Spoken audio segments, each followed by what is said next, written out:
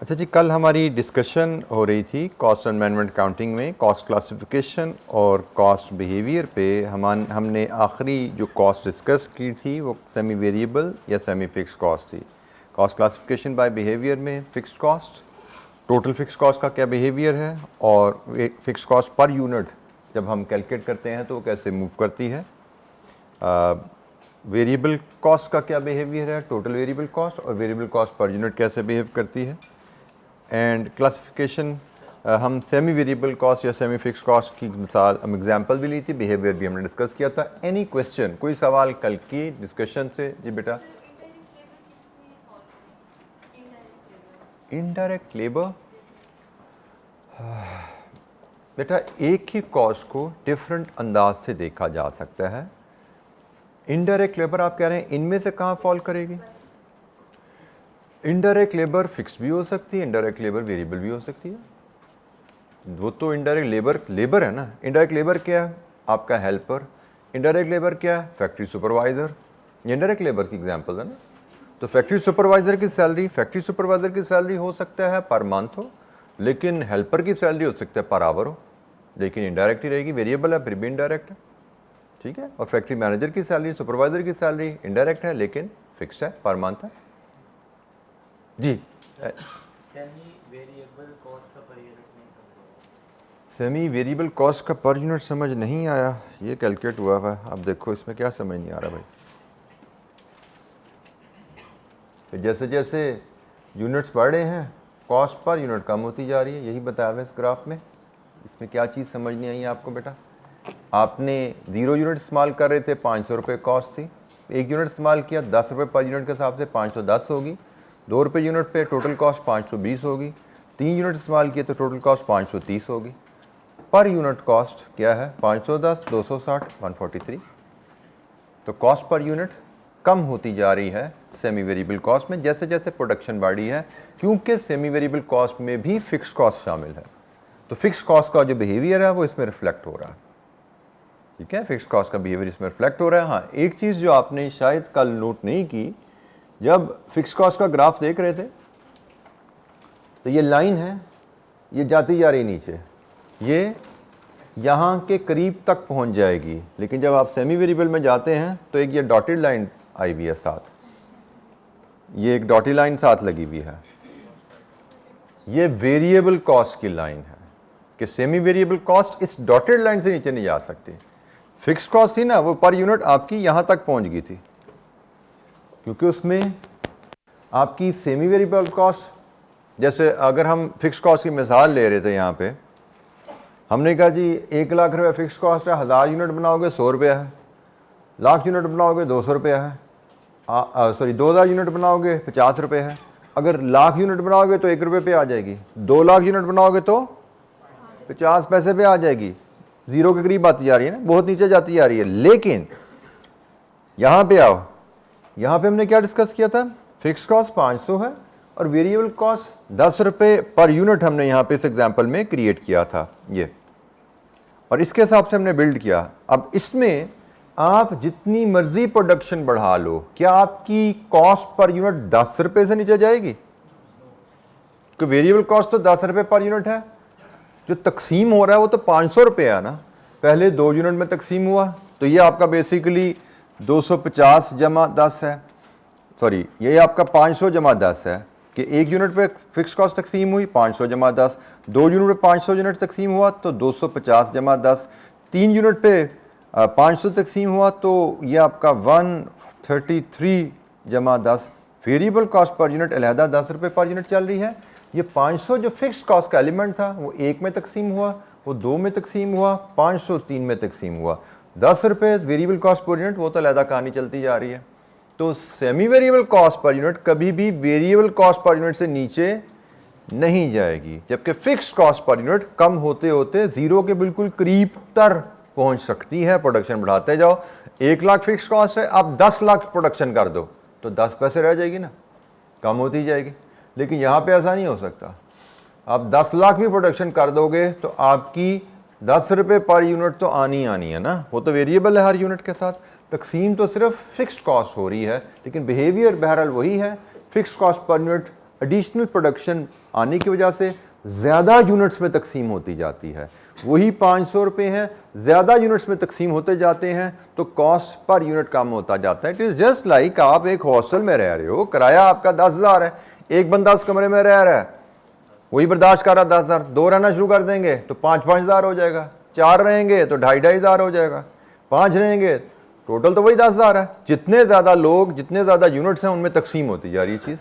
तो ये वही बिहेवियर है, जितनी प्रोडक्शन बढ़ेगी फिक्स कॉस्ट नहीं बदलती, लेकिन प्रोडक्शन बढ़ने से, यूनिट्स बढ़ने से तकसीम बढ़ती जाती है। जी, एनी अदर क्वेश्चन, कोई और सवाल?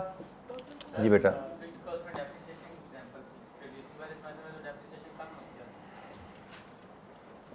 क्या हर नए यूनिट के साथ कम होती जाती है? फिक्स्ड कॉस्ट की डेफिनेशन क्या है, पहले ये सोचो आप। फिक्स्ड कॉस्ट की डेफिनेशन अगर देखोगे तो आपको खुद आपका जवाब मिलता है। फिक्स्ड कॉस्ट की डेफिनेशन थी which remain fixed to an accounting period. एक अकाउंटिंग पीरियड में वो फिक्स है, प्रोडक्शन से नहीं बदलती। डेफिनेशन समझोगे तो खुद चीज क्लियर होगी। यही मैं चीज आपको समझाता रहा हूं। एग्जाम्पल को जब भी सामने आए उसको असूल पे परख लिया करो। असूल क्या फिक्स्ड कॉस्ट का, कि भाई पर ईयर होती है, वो पर मंथ होती है, पीरियड से लिंक है उसका, यूनिट्स के साथ वो बदलती नहीं है कॉस्ट। तो रिड्यूसिंग बैलेंस है वो क्या यूनिट्स के साथ बदलती है कि एक साल 5,000 यूनिट बनाए, डेप्रिसिएशन कुछ हो रहा है, अगले साल इसलिए कम हुई है कि आपने 4,000 यूनिट बनाए थे। यूनिट से तो ताल्लुक नहीं है ना उसका। असूल याद रखो बेटा, असूल, ठीक है। जब भी कोई सवाल आए असूल पे परखा करो, असूलों के बगैर जहन को अप्लाई ना किया करो। जी आप बेटा कुछ करना चाहते सवाल? टोटल कॉस्ट कभी जीरो नहीं होती बेटा। वेरिएबल कॉस्ट टोटल जीरो है जब आप जीरो चीज बना रहे हो। वेरिएबल कॉस्ट का ग्राफ देखो, when you are producing zero it is zero. लेकिन आप फिक्स कॉस्ट की बात करो, फिक्स कॉस्ट बिल्डिंग का किराया है, आप जीरो बना रहे हो तो किराया नहीं दोगे क्या लैंडलॉर्ड को? वो जीरो होगी कभी? तो टोटल कॉस्ट तो fixed cost plus variable cost का सम होती है, उस पर भी हम बात करेंगे। हम अभी सिर्फ अलग-अलग इंडिविजुअल कॉस्ट को डिस्कस कर रहे हैं, टोटल कॉस्ट को भी हम डिस्कस नहीं कर रहे। अभी हम बात कर रहे हैं आपकी जो कॉस्ट टोटल होती हैं उसमें कुछ कॉस्ट फिक्स होती हैं, कुछ कॉस्ट वेरिएबल होती हैं, कुछ कॉस्ट सेमी वेरिएबल या सेमी फिक्स होती हैं। तो टोटल कॉस्ट की आपने टर्म बोली, टोटल कॉस्ट का मतलब है सम ऑफ ऑल कॉस्ट, उस पर अभी हम बात करेंगे। आप बताओ मुझे, 1 लाख किराया देते हो बिल्डिंग का, कितने यूनिट्स बनाओ तो 1 लाख पर यूनिट जो है जीरो हो जाएगा। 1 लाख यूनिट पे पर यूनिट रेंट कितना आएगा? अगर 1 लाख आपका किराया, 1 लाख यूनिट पे पर यूनिट रेंट कितना होगा? कैसे निकालोगे? किसको किससे डिवाइड करोगे? टोटल कॉस्ट को प्रोडक्शन से डिवाइड करोगे। 1 रुपया किराया आ गया पर यूनिट, 10 लाख यूनिट बनाओ, किराया पर यूनिट जीरो हो जाएगा? जीरो होगा, 10 पैसे हो जाएगा। 20 लाख यूनिट बनाओ, जीरो हो जाएगा, कितना हो जाएगा? 5 पैसे हो जाएगा। कैलकुलेटर से निकलो, दिमाग इस्तेमाल करना सीखो। यही मसला है हमारा कि दिमाग नहीं इस्तेमाल करते हम। हमें बस सहारे की जरूरत है, शॉर्टकट की जरूरत है।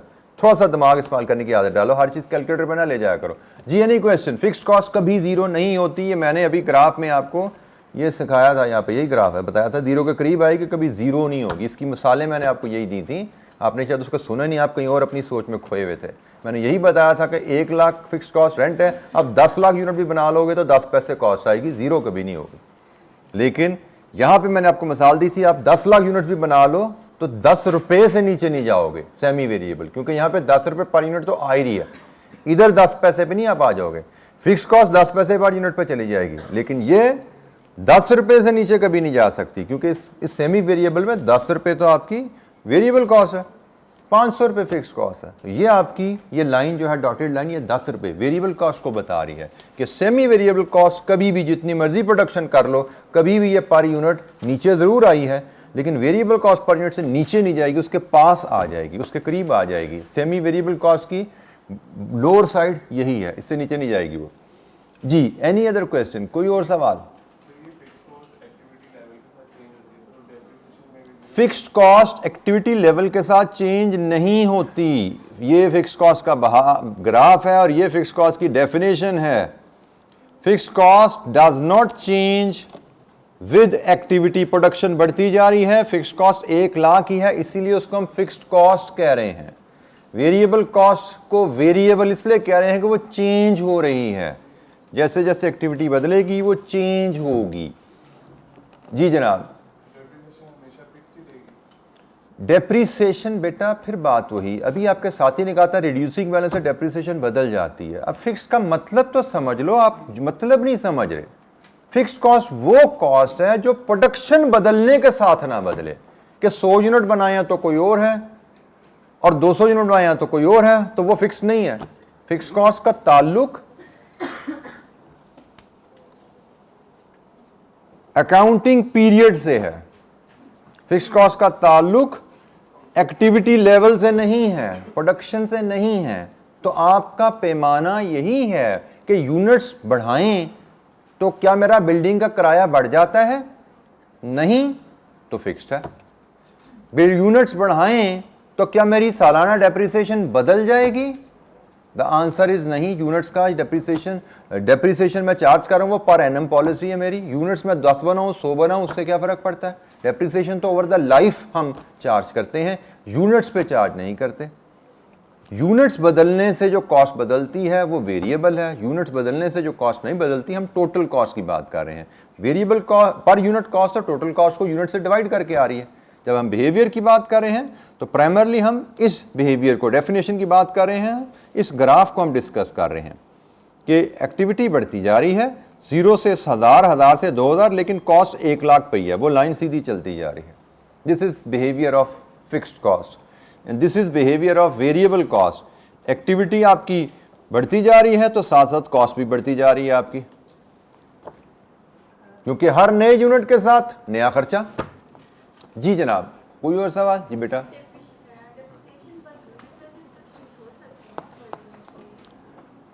डेप्रिसिएशन पर यूनिट, इसके अंदाज में एक और, मैंने शायद जी कल भी हमारी बात अगर हुई नहीं हुई तो डेप्रिसिएशन, पहली एक और बात हमने कही थी कि वो एक एस्टीमेट का तरीका होता है। और डेप्रिसिएशन हमने जनरल पॉलिसी होती है कि आप मशीन की लाइफ के ऊपर डेप्रिसिएशन, मशीन की जो एसेट होते हैं उसको आप चार्ज करते हैं, एसेट की जो कॉस्ट होती है उसको एसेट की लाइफ पे आप चार्ज कर रहे होते हैं। हमारी डेप्रिसिएशन कॉस्ट हर नए यूनिट के साथ हमारी जेब से कोई खर्चा नहीं जा रहा होता। खर्चा हमने एक दफ़ा जब मशीन खरीद ली तभी चला गया हुआ है, ठीक है। उसके बाद अंदाज़ा है, हम अंदाज़न उस कॉस्ट को तकसीम करते हैं। नॉर्मली जो कॉमन अकाउंटिंग प्रैक्टिसेस हैं, आप डेप्रिसिएशन को लाइफ ईयर्स में टाइम के ऊपर चार्ज करते हो। यूनिट बेसिस पे डेप्रिसिएशन का चार्ज करना आपको कोई फाइनेंशियल अकाउंटिंग परमिट नहीं करती।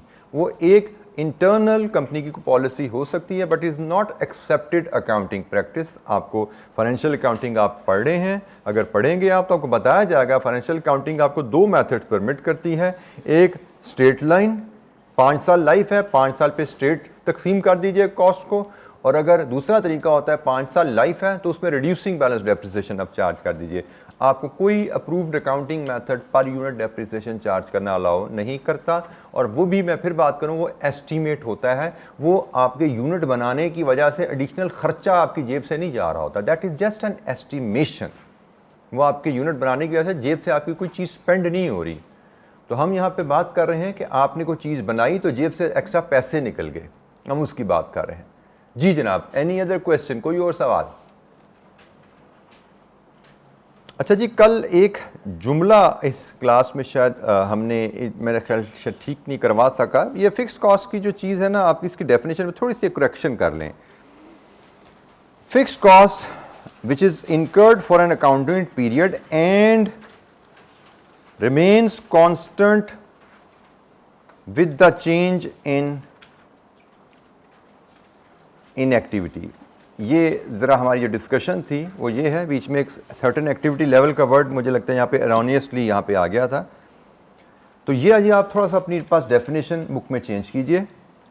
A fixed cost is a cost which is incurred for an accounting period, per month, per annum, rent की जैसे हम मिसाल बार बार मैं आपको दे रहा हूँ, फैक्ट्री का रेंट पर मंथ होगा, डेप्रीसिएशन पर एनम है, वो इनकर्ड फॉर अ पीरियड है, उसका ताल्लुक एक्टिविटी से नहीं है, remains constant with the change in activity. ये अंडरलाइन जो वर्ड्स हैं दो हैं, फिक्स्ड कॉस्ट अकाउंटिंग पीरियड के लिए इनकर होती है और चेंज इन एक्टिविटी से उसका कोई ताल्लुक नहीं होता। ये दो आपको जो छोटे छोटे शॉर्ट सेंटेंसेस याद रखेंगे तो फिक्स्ड कॉस्ट की डेफिनेशन आपके जहन से, अंडरस्टैंडिंग आपके जहन से नहीं निकलनी चाहिए। रियलिटी में लेकिन अब मैं इसी एग्जांपल को थोड़ा सा मैं रॉन्ग प्रूफ करने चलूं, हम अभी बात कर रहे थे कि जी रेंट फैक्ट्री का हमारा 1 लाख है, हम उसमें 1000 यूनिट बनाएं, 2000 बनाएं, 5000 बनाएं, 10,000 बनाएं, रेंट तो लाख ही है। चलो रेंट लाख है, 10,000 यूनिट तक तो बात हजम होगी। मैं कहता हूँ जी मैं 1 लाख यूनिट उस फैक्ट्री में बनाना चाहता हूँ, ये फर्नीचर वर्कशॉप, मैं उसमें 2 लाख बनाना चाहता हूँ, मैं 5 लाख बनाना चाहता हूँ, तो रेंट क्या फिर भी 1 ही लाख रहने वाला है? The answer is no. जब आप कोई फैसिलिटी, कोई मशीनरी लेते हैं या कोई फैक्ट्री लेते हैं, उसकी एक कैपेसिटी होती है। आपने एक मशीन ली, मशीन से रिलेटेड फिक्स कॉस्ट डेप्रीसिएशन है। अब मैं कहूँ जी डेप्रीसिएशन फिक्स्ड ही रहेगी, मैं जितनी मर्जी प्रोडक्शन कर लूँ, तो भाई मैं उतनी ही प्रोडक्शन तक जा सकता हूँ जितनी मशीन की कैपेसिटी है। मशीन की कैपेसिटी है जी 500 यूनिट्स डेली से 50,000 यूनिट चले, 50,000 यूनिट सालाना उसकी कैपेसिटी है।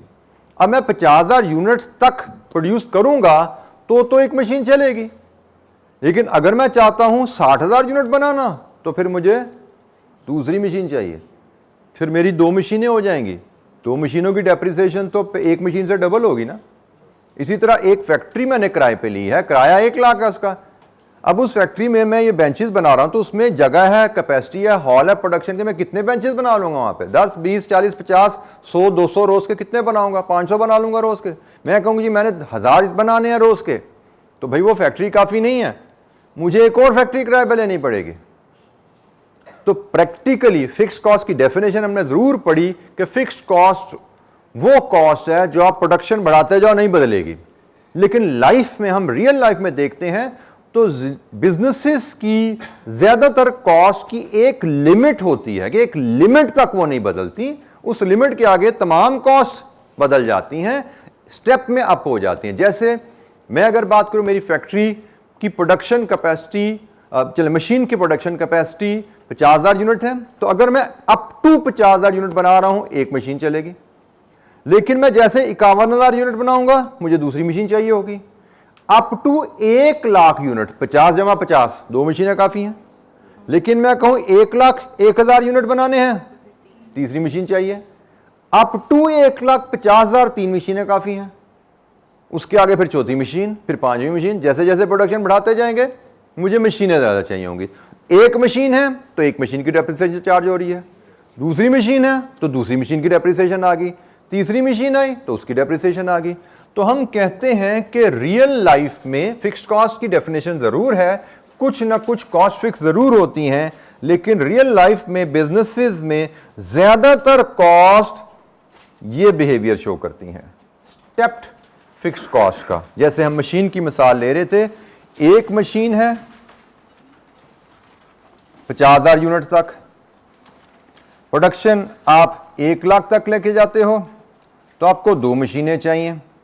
प्रोडक्शन आप 1.5 लाख पे लेके जाते हो, आपको 3 मशीनें चाहिए। हर नई मशीन के साथ डेप्रिसिएशन कॉस्ट आपकी बढ़ती जाती है। फॉर एग्जांपल एक मशीन की डेप्रिसिएशन आपकी 10,000 है तो 2 मशीनें हो जाएंगी, डेप्रिसिएशन 20,000 हो जाएगी, 3 मशीनें हो जाएंगी, डेप्रिसिएशन आपकी 30,000 हो जाएगी, and so on. This is called stepped fixed cost. Reality में fixed cost for ever fixed नहीं होती। रियलिटी में fixed cost remains fixed over a certain activity level. मतलब इसका बिहेवियर वेरिएबल वाला नहीं हो गया, स्टेप वाला हो गया। क्या आप एक मशीन ले लेते हो तो एक 50,000 यूनिट्स तक, 1 से लेके 50,000 यूनिट्स तक वो एक मशीन ही चलेगी, उसी की डेप्रिसिएशन चार्ज होगी। 1 यूनिट बनाओ, 0 बनाओ या 1 बनाओ या 50,000 बनाओ, एक मशीन की डेप्रिसिएशन ही चार्ज हो रही है। आपका खर्चा 10,000 ही रहने वाला है, अज्यूमिंग 10,000 एक मशीन की डेप्रिसिएशन है। लेकिन जैसे ही आप 50,000 से ज्यादा यूनिट बनाना चाहते हो आपको दूसरी मशीन लेनी पड़ेगी, दूसरी मशीन ली तो आपकी डेप्रिसिएशन डबल हो जाएगी। अब 50,000 से लेके ऊपर गए 1 लाख तक 2 मशीनें काफ़ी हैं। 2 मशीनों की डेप्रिसिएशन 20,000 चार्ज कर रहे हो। आप 1 लाख से ज़्यादा चार्ज प्रोडक्शन करना चाहते हो, आपको तीसरी मशीन भी चाहिए, एक और स्टेप आ गया। तो प्रैक्टिकल बिजनेसेस में most of the fixed cost are real are stepped fixed cost. Real businesses में most of the fixed cost are stepped fixed cost. तो ये भी एक बिहेवियर होता है, हमें इसको भी जहन में रखना होता है कि फिक्स्ड कॉस्ट हमेशा शायद फिक्स्ड नहीं रहती। फिक्स्ड कॉस्ट फिक्स्ड रहती हैं लेकिन एक सर्टन एक्टिविटी लेवल की रेंज में। There may be certain fixed cost जो कि फॉर एवर फिक्स्ड रहें, जैसे आपकी चीफ एग्जीक्यूटिव की सैलरी है, अब कंपनी बढ़ती जाएगी, चीफ एग्जीक्यूटिव तो वही है, ठीक है, तो वो तो नहीं 1 से 2 हो जाते, 2 से 4 हो जाते। लेकिन बिल्डिंग है फैक्ट्री की, जैसे जैसे प्रोडक्शन बढ़ेगी आपको ज़्यादा बड़ा प्रेमिसेस चाहिए होगा, आपको ज़्यादा बड़े हॉल चाहिए होंगे, आपको जितनी एक फैक्ट्री है तो एक मैनेजर है, 2 फैक्ट्री है तो मैनेजर भी तो 2 चाहिए होंगे, फैक्ट्री मैनेजर पहली फैक्ट्री का, फैक्ट्री मैनेजर दूसरी फैक्ट्री का। 2 फैक्ट्रीज में रेंट भी डबल हो गए, 2 फैक्ट्रीज के मैनेजर्स भी डबल हो गए। 2 फैक्ट्रीज हैं तो दोनों जगह प्लांट भी नए चाहिए होंगे, आपको डेप्रिसिएशन भी डबल हो जाएगी। तो हर फिक्स्ड कॉस्ट की एक लिमिट होगी कि एक लिमिट तक वो फिक्स्ड रहेगी, उसके बाद उसमें एक स्टेप आया करेगा। ये हमें जहन में रखना है कि fixed cost can never be assumed to remain fixed for ever normally. Exceptions are always there, exceptional behaviour हर जगह हो सकता है, बट नॉर्मली फिक्स्ड कॉस्ट हमेशा फिक्स्ड नहीं रहेगी। एक सर्टेन एक्टिविटी के बाद उसमें एक स्टेप आ जाता है। जी एनी क्वेश्चन, कोई सवाल? जी बेटा।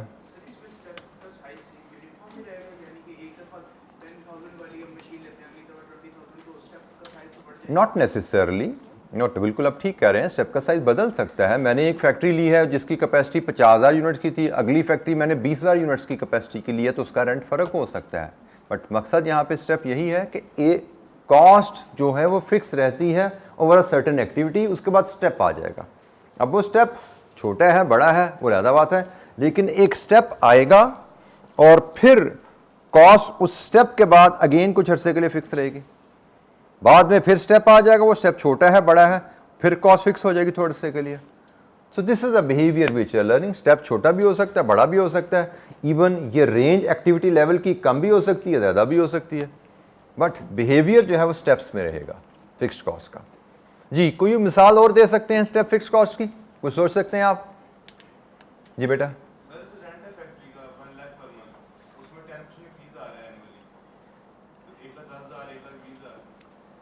डेफिनेशन क्या है फिक्स्ड कॉस्ट की? कॉस्ट विच तो रेंट में जो इंक्रीज आ रहा है वो एक्टिविटी की वजह से आ रहा है। कभी आपने ज्यादा यूनिट बनाए हैं इसलिए हम रेंट बढ़ा रहे हैं, क्या इस वजह से आया? मैंने बार बार बोल रहा हूं, इसी चीज पे लाना चाह रहा हूं, असूल पे जाया करो। असूल क्या है कि भाई क्या प्रोडक्शन बढ़ने की वजह से रेंट में इजाफा हुआ है? Answer is no. इसका मतलब इट इज़ नॉट वेरिएबल। वो तो इजाफा आया है कि भाई महंगाई हो गई है, इन्फ्लेशन हो गई है, प्रोडक्शन की वजह से कॉस्ट नहीं बढ़ी, इन्फ्लेशन की वजह से बढ़ी है। प्रोडक्शन की वजह से कॉस्ट बदले तो वो वेरिएबल कहलाती है, ठीक है जी। एनी अदर क्वेश्चन, कोई और सवाल? वो तो फैक्ट्री मैनेजर की सैलरी भी सालाना बढ़ जाती है, ठीक है, वो भी फिक्स नहीं रहती, सैलरी भी हमेशा फिक्स नहीं रहती, वो भी बदल जाएगी आपकी, but it does not make it variable cost. Variable cost वही है जो यूनिट्स बदलने की वजह से बदले, यूनिट्स की वजह से नहीं बदली तो वेरिएबल नहीं है, इन्फ्लेशन की वजह से बदली है कुछ और हो सकती है, वेरिएबल नहीं है जी। एनी अदर क्वेश्चन, कोई और सवाल? जी वेयर हाउस रेंट क्या कहना चाह रहे हैं इसमें आप बेटा? बेटा वेयर हाउस रेंट बिल्कुल ठीक है, रेंट हम यूज करते हैं स्टोरेज के लिए, वेयर हाउस रेंट हमारा स्टोरेज के लिए होता है, गुड्स की स्टोरेज के लिए। लेकिन हम कहें जी हम जितनी मर्जी गुड्स स्टोर कर दें किराया वही रहेगा, नॉट पॉसिबल। हमने एक हॉल लिया हुआ है, उस हॉल में हम एक सर्टन यूनिट स्टोर कर सकते हैं, 10,000 20,000 30,000 40,000, ठीक है। लेकिन हम कहें नहीं जी हमने 1 लाख यूनिट स्टोर करने हैं, शायद हमें फिर वेयर हाउस ऐड करना पड़ेगा, स्टेप आ गया, क्योंकि एक वेयर हाउस की स्टोरेज की उस हॉल की कैपेसिटी है, एक सर्टन नंबर तक यूनिट्स में स्टोर कर सकते हैं हम, तो ये भी स्टेप फिक्स कॉस्ट हो जाती है वेयर हाउस रेंट जी। एनी क्वेश्चन, कोई सवाल?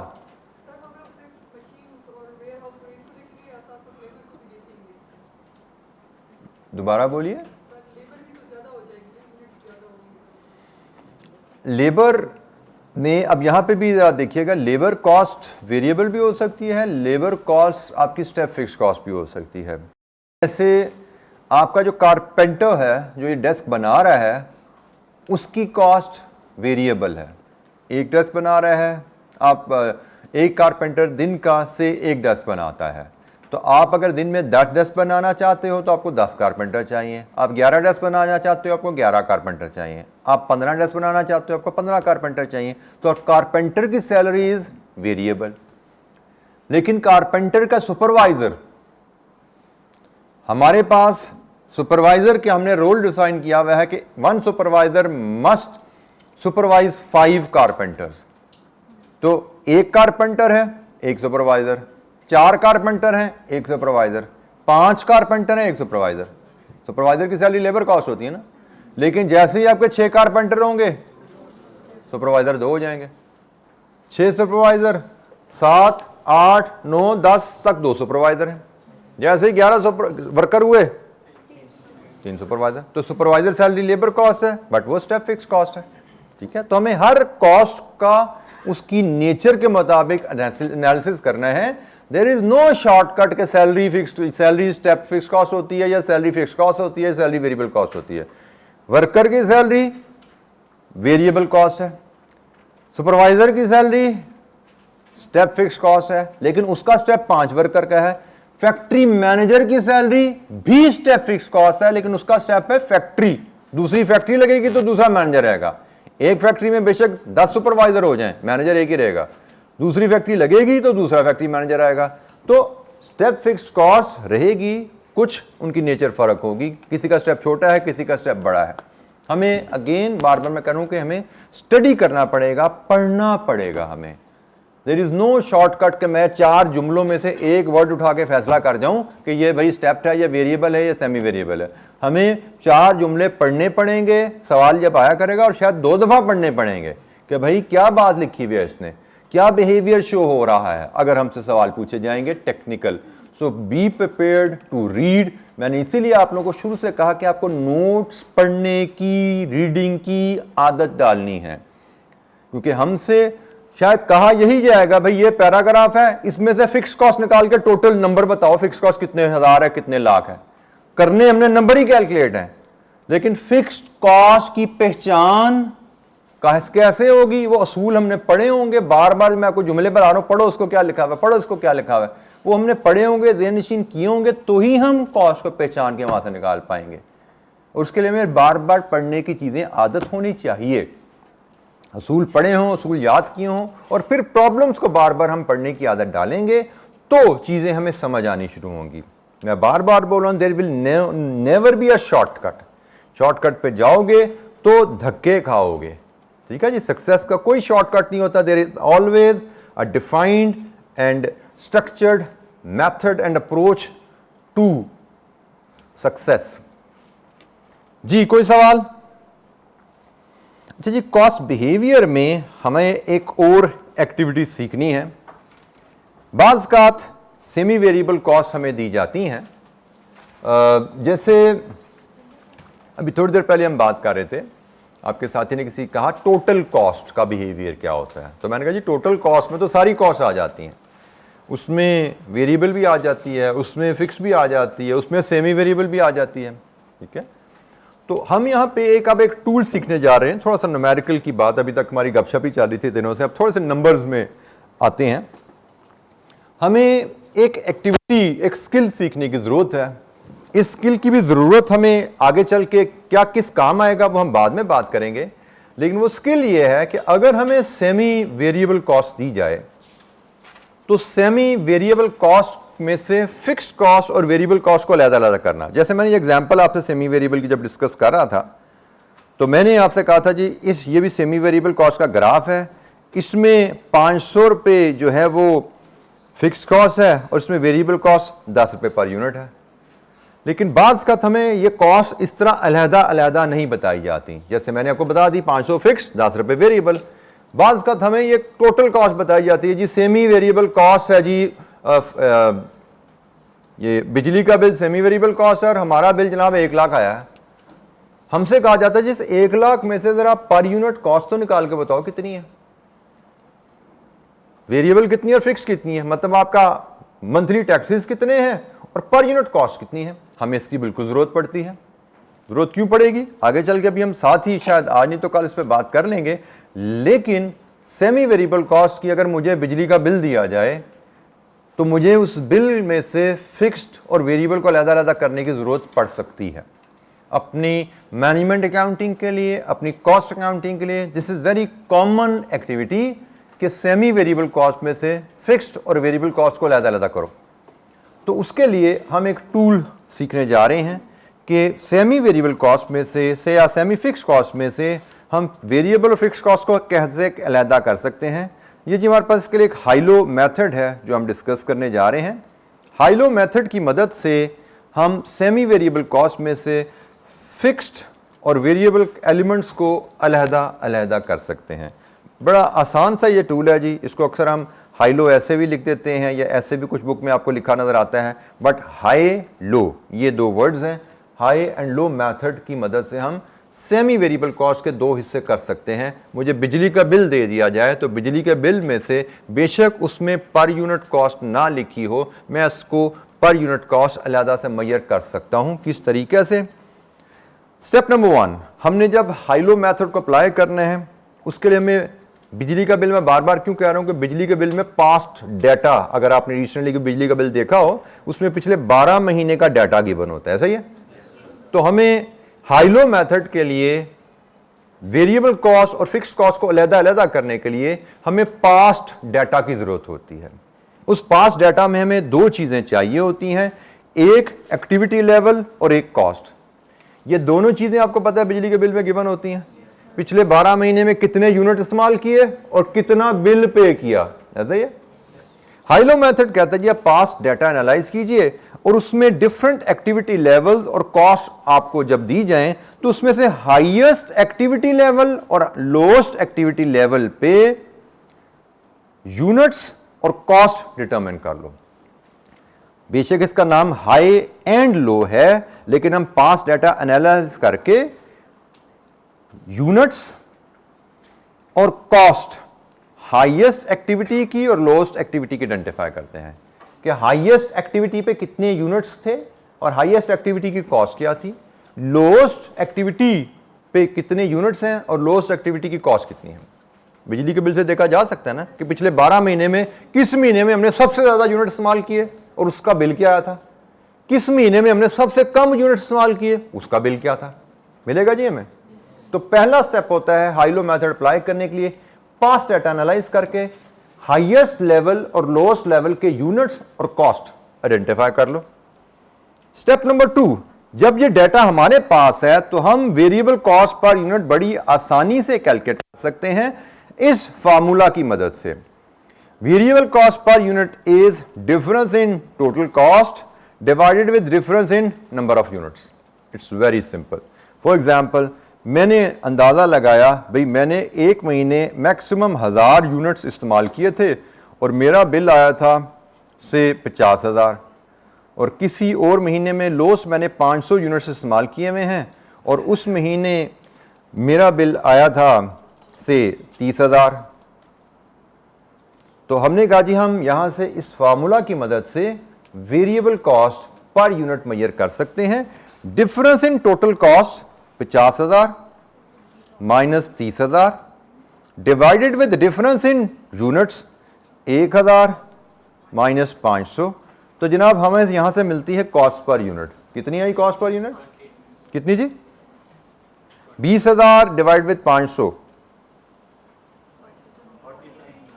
Rupees 40 per unit. ये जी मेरी वेरिएबल कॉस्ट आ गई। हाई लो मेथड के लिए हम पास्ट डाटा को एनालाइज करके हाईएस्ट एक्टिविटी मतलब हाईएस्ट यूनिट्स जो पास्ट डाटा में हैं उनको लिया, उनकी कॉस्ट ली, लोएस्ट यूनिट्स लिए और उनकी कॉस्ट ली। इस फार्मूला की मदद से difference in cost divide with difference in units हम कॉस्ट पर यूनिट ले पाते हैं। हाई लो मेथड की मदद से हमने variable cost per unit identify कर ली। यही एग्जाम्पल मैंने जो कल आपको मिसाल बना के दी थी, छोटी सी ये वाली सेमी वेरिएबल की, ये इस पे अप्लाई करें ज़रा, देखो ज़रा, यहाँ पे हाई लो हमारा अगर लगे तो हाईएस्ट एक्टिविटी ये है, लोएस्ट एक्टिविटी ये है, ऐसा ही है ना। तो हाईएस्ट एक्टिविटी की कॉस्ट मेरी 530 है, लोएस्ट एक्टिविटी की कॉस्ट 510 है, हाईएस्ट एक्टिविटी पे 3 यूनिट्स, लोएस्ट पे 1 यूनिट्स, तो वेरिएबल कॉस्ट क्या आई? यही थी ना वेरिएबल कॉस्ट। तो आपके सामने चीज़ है कि नज़र आ रही है भाई कि हाईएस्ट एक्टिविटी की कॉस्ट, लोएस्ट एक्टिविटी की cost divide with highest activity का यूनिट्स, लोएस्ट एक्टिविटी का यूनिट्स। इसका असूल बड़ा सिंपल है, कोई रॉकेट साइंस नहीं है। ये फार्मूला किस असूल पे बेस्ड है? ये फार्मूला इस असूल पे बेस्ड है कि यूनिट्स जब बदलते हैं तो जो कॉस्ट बदलती है वो कौन सी कॉस्ट होती है? वेरिएबल। फिक्स कॉस्ट तो यूनिट्स बदलने से नहीं बदलती। तो यूनिट्स के बढ़ने से 500 यूनिट्स के एडिशनल बनाने से हमने कितनी एडिशनल कॉस्ट इनकर की? 20,000। तो ये जो 20,000 कॉस्ट है ये इन 500 यूनिट्स के बनाने की वजह से इनकर हुई, और ये 20,000 कॉस्ट यकीनन वेरिएबल कॉस्ट है जो एडिशनल यूनिट्स की वजह से एडिशनल इनकर हुई। तो total variable cost divided with units produced, per unit cost आ गई। तो ये बेसिक असूल है हाइलो मेथड का, जिसकी मदद से हमने डिटरमिन की वेरिएबल कॉस्ट पर यूनिट।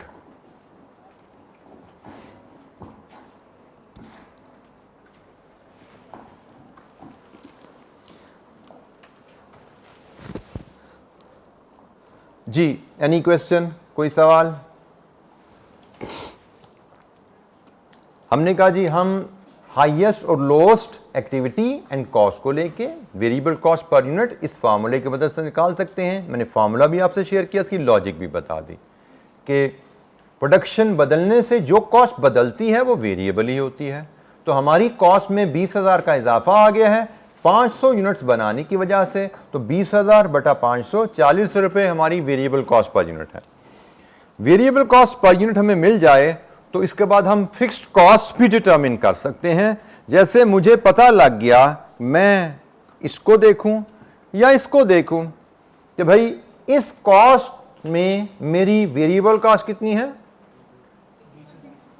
40 रुपये पर यूनिट। इसमें मेरी वेरिएबल कॉस्ट कितनी है?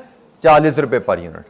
तो मैं अगर टोटल कॉस्ट में से वेरिएबल कॉस्ट लेस कर दूं तो मुझे फिक्स कॉस्ट मिल जाएगी। फिक्स कॉस्ट हम कैलकुलेट कर सकते हैं by subtracting total variable cost per unit into unit produce from the total cost at either of the activity. इन दोनों में से मैं कोई भी एक्टिविटी पकड़ूं, मैं फिक्स कॉस्ट निकाल सकता हूं। Fix cost is equal to 50,000 total cost minus 40 into 1,000 और 30,000 टोटल कॉस्ट माइनस 40 इंटू 500। तो दोनों केसेस में फिक्स कॉस्ट इज 10,000। कि भाई ये टोटल कॉस्ट है, इसमें दो ही कंपोनेंट होते हैं, एक वेरिएबल एक फिक्स्ड। तो वेरिएबल कॉस्ट पर यूनिट अगर मुझे पता लग जाए स्टेप 2 में, तो मैं टोटल कॉस्ट में से टोटल वेरिएबल कॉस्ट निकाल के फिक्स्ड कॉस्ट ले सकता हूं। High low method. तो हमें सेमी वेरिएबल कॉस्ट अगर दी जाए तो हम हाई लो मेथड की मदद से सेमी वेरिएबल कॉस्ट में से वेरिएबल कॉस्ट और फिक्स्ड कॉस्ट को अलग-अलग कर सकते हैं। ये अंडरस्टैंडिंग हमारे लिए एक छोटी सी कैलकुलेशन बड़ी ज़रूरी है, आगे चल के कहीं ना कहीं किसी ना किसी मैनेजमेंट अकाउंटिंग के प्रिंसिपल में ये हमारे काम आने वाली है। हाई लो मेथड एक सिंपल टूल जिसकी मदद से हम सेमी वेरिएबल कॉस्ट में से वेरिएबल और फिक्स्ड कंपोनेंट अलग-अलग करते हैं। ज़रा इस इलस्ट्रेशन पे, ये इलस्ट्रेशन 1 है, इस पे ज़रा अप्लाई कीजिए और इस डाटा में से मुझे ये दो वैल्यूज़ निकाल के दीजिए। हाई लो मेथड के स्टेप्स आपके पास लिखे हुए हैं नोट्स में। ये एग्जांपल भी इलस्ट्रेशन 1 नोट्स की एग्जांपल है, ये आपके पास पेज नंबर 7 पे आ रही है। पेज नंबर 7 पे ही वो स्टेप्स आ रहे हैं, ये एग्जांपल भी आ रही है, लेकिन आपकी आसानी के लिए मैंने इस बोर्ड पे लाया एग्जांपल। यहाँ से मुझे दो वैल्यूज़ आप मुझे बताएंगे, एक वेरिएबल कॉस्ट पर यूनिट और एक monthly fixed cost.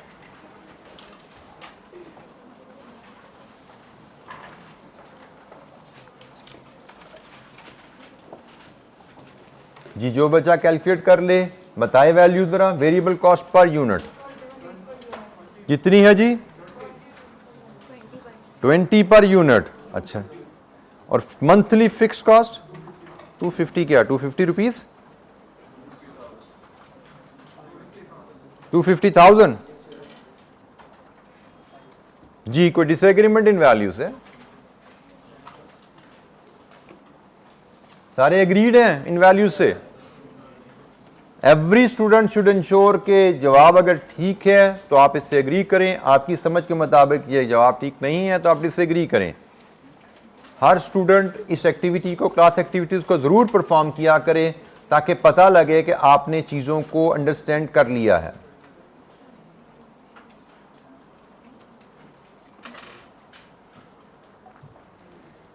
Highest activity and its cost, lowest activity and its cost.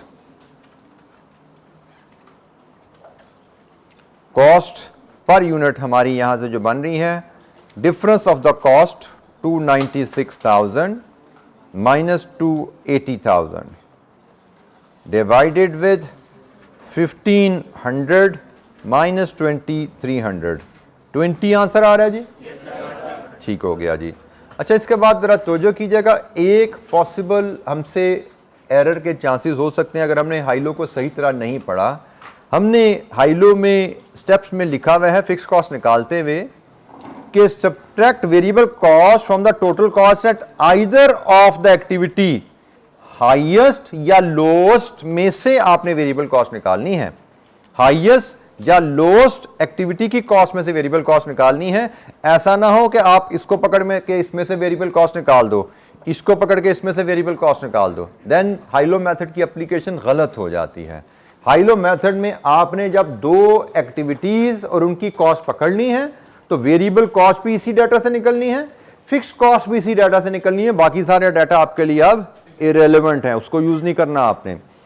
इन दोनों में से हम जिस मर्जी पे अप्लाई कर दें, हम ये 296,000 में से 2300 इंटू 20 हम ऐसे ले लें फिक्स कॉस्ट, या यहां से हम 280,000 माइनस 1500 इंटू 20 ऐसे कर लें तो ये 250 आ रही है।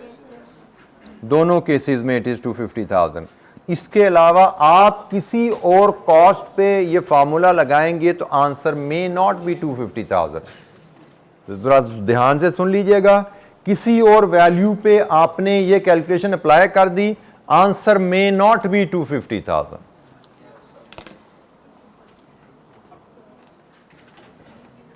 जी एनी क्वेश्चन? हाइलो मेथड में हम हाईएस्ट एक्टिविटी उसकी कॉस्ट, लोएस्ट एक्टिविटी उसकी कॉस्ट, ये डाटा लेके टोटल 3 स्टेप्स में हम वेरिएबल कॉस्ट और फिक्स्ड कॉस्ट डिटरमिन कर पाते हैं। अच्छा, यहां पे एक एग्जामिनर आपको कैच भी छोटे से देता है, सवाल पढ़ना क्यों अहम होता है, जरा ध्यान से पढ़िए। ये कैलकुलेशन होगी जिस हिसाब से किसी बच्चे को दिक्कत। एग्जामिनर कैच आपको क्या देते हैं, यहां पे उसने मंथली डाटा दिया और यहां पे वो मंथली की जगह वर्ड लिख देता है एनुअल फिक्स कॉस्ट बताओ। ठीक है जी।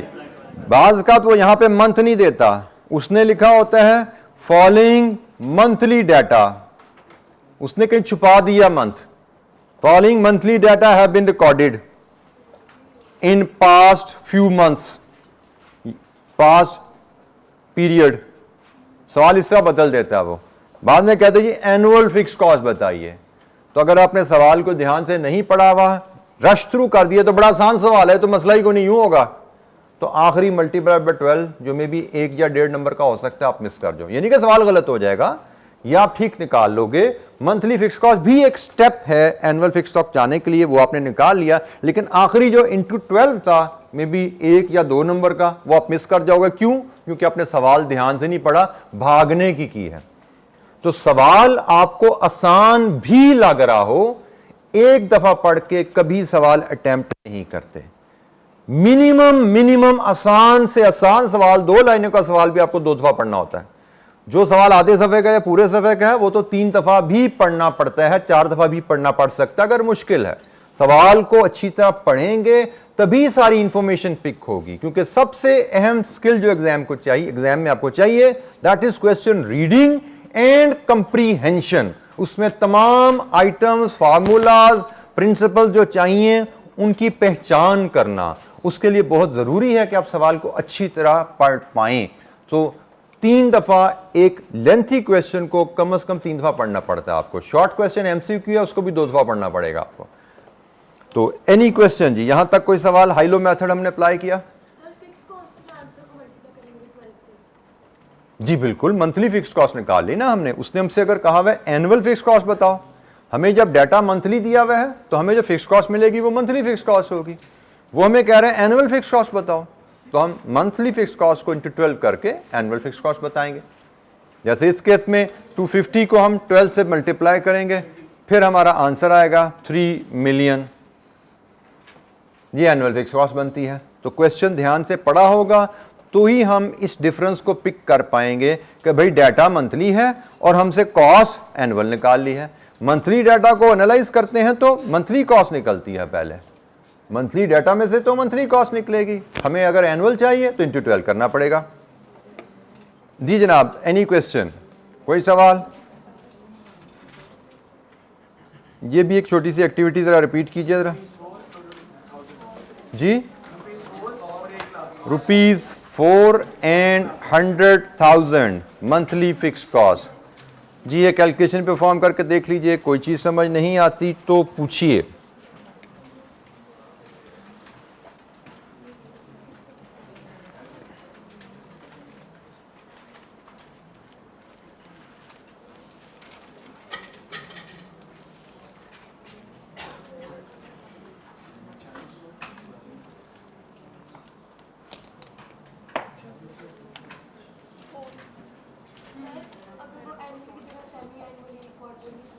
जो भी पूछ ले बेटा, कोई दिक्कत है हमें? सेमी एनुअल का, सेमी एनुअल वैसे वर्ड नहीं होता, वो हाफ ईयरली कहेगा या 6 मंथली कहेगा।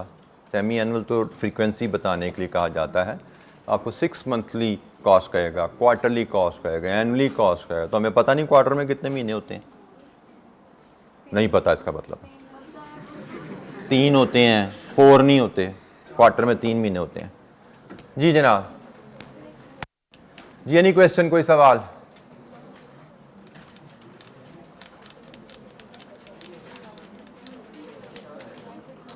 जी होगी जी ये कैलकुलेशन जी। अच्छा जी, आज के लिए हमारी डिस्कशन इतनी ही। कल हम इसी हाइलो मेथड को लेके इसकी मज़ीद एप्लीकेशन की तरफ चलेंगे और आई बिलीव कि ये कल हमारा ये चैप्टर ख़त्म हो रहा होगा और इंशाअल्लाह मंडे से हम जो कॉस्ट एंड मैनेजमेंट अकाउंटिंग के प्रॉपर टॉपिक्स हैं उन पर बात शुरू करेंगे। ये पूरा हमने वीक जो लगाया है, या आप कह लें ये ओरिएंटेशन और इंट्रोडक्शन है। ये हमें इसकी ज़रूरत क्यों पड़ी? क्योंकि हमने शुरू में सेस किया था कि मेजॉरिटी ऑफ यू पीपल ने अकाउंटिंग नहीं पढ़ी हुई। अदरवाइज आपने अकाउंटिंग और R1 पढ़ी होती है। तो ज़रा आके बताइएगा ये चीज़ें R1 में कवर होती हैं सारी जो हम पढ़ें? हाँ जी, अकाउंटिंग ये जो चीज़ें हमने पढ़ी हैं intro to accounting and R1 में ये कवर होती हैं।